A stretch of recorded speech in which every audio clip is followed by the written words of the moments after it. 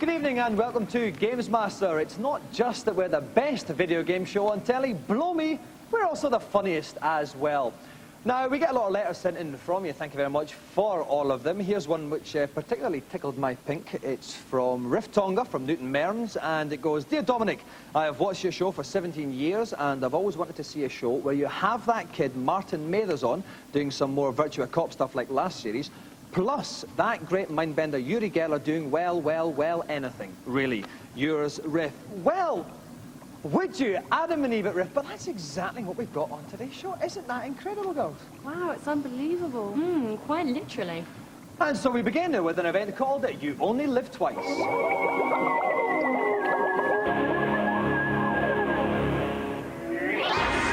I was particularly impressed last year with the sterling performance of one Martin Mathers, who exhibited extraordinary skill by playing through the whole of the Virtua Cop arcade game without taking a single hit.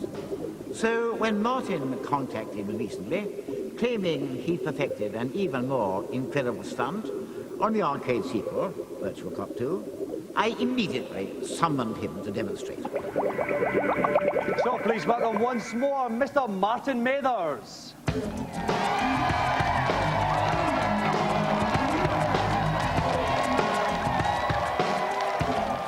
Welcome back, Martin. Now, Martin, if I can count you, this is your third appearance on GamesMaster, so if I was a kind of cheesy, insincere host, I would say you're an old friend of the show, but unfortunately, I can't change my name to Andy Peters. Sure.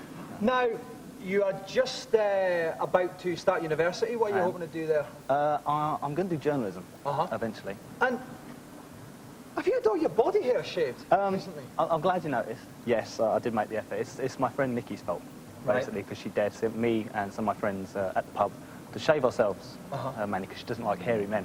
Right. So you shouldn't dare me. You shouldn't dare me, because I'll do it, basically. So. How I wish I was young again. The fun that they have. Now, Martin, last time you were on, you trounced Virtua Cop throughout the length of one show. What are you going to do for us today? Tonight, I'm still a cocky git, so I'm going to play 2 Virtua Cop machines simultaneously, basically. Okay, we wish you all the best of luck for that, Martin. If the girls, you'd like to take Martin off and assume the best shoot position, we'll go into today's news.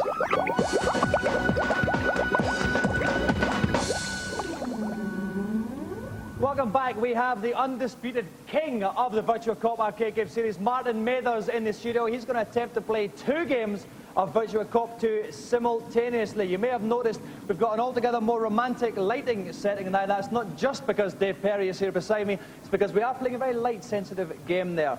Dave, Martin's playing the 2 games at once. Can you do 2 things at once? Can I do 2 things at once?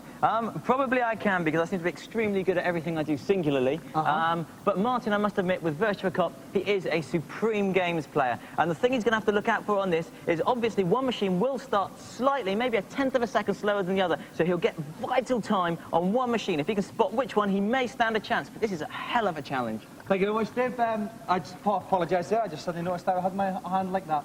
Okay, Martin then has to play through the level 1, stage 1 of Virtua Cop 2, but he's going to do it on 2 machines simultaneously. Best of luck, Martin. Your challenge begins now.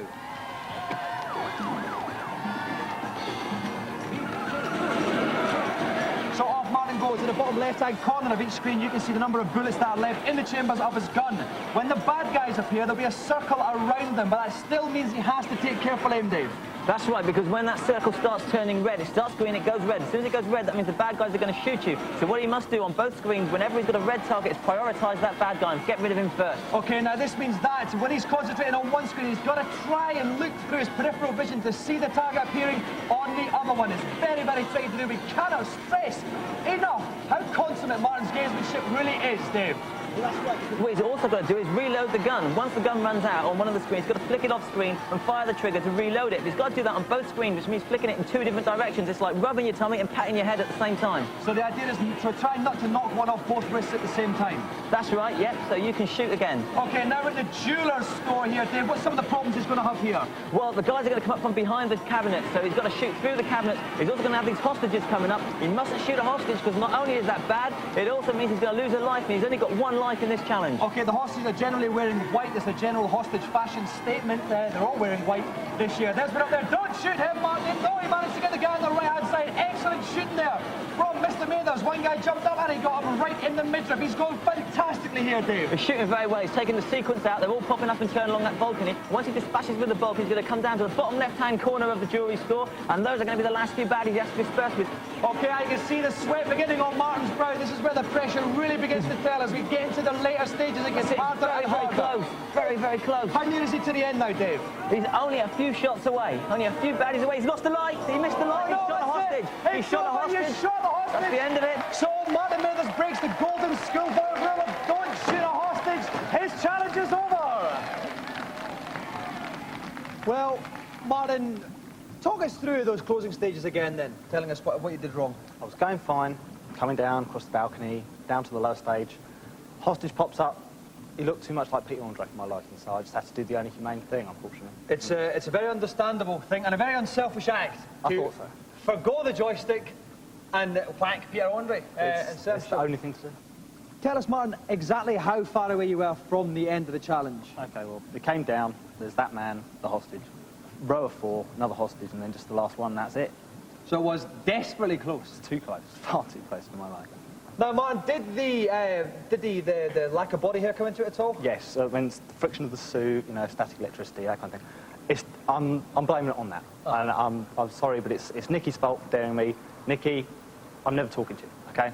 So. Did I see you get talking to one of my cameras? Oh, sorry. Just because it's his third appearance on the show, he thinks he can get cocky. Oh, well. So before he continues, starts taking over the whole show and becomes bald and wears nice suits, so let's give another round of applause for our challenger, Mr. Martin Mathers.